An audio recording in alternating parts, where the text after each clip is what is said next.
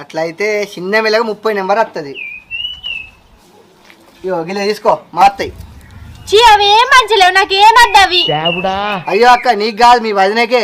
నువ్వు ఇవి కూడా వద్దానవు అనుకో, నువ్వు చక్క ధర్మాన్ని నడుచుడే. ఇక తమ్ముడు అయితే తర్వాత గాని నీ తలపండు వాళ్ళుగా ఇండైరెక్ట్ లో మా వదిన ఇజ్జత్ తీస్తున్నావుగా. అయ్యో వదినే సుమనాన్నేమన్నాడు, ఉన్నదే అన్నాడు కదా. అయినా మీ వదినేమన్నా ఇలియాన లెక్క సన్న ఉన్నదా? శకుంతలంత దొడ్డున్నది, శకుంతలంత దొడ్డున్నది.